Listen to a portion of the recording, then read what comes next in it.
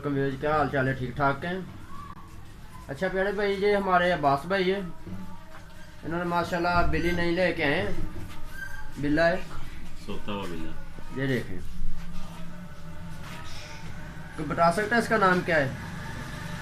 पप्पी। ये जर्मन शाफट है। अब्बास भाई कितने का लेके आए आप इसे? ये 15,000 का है।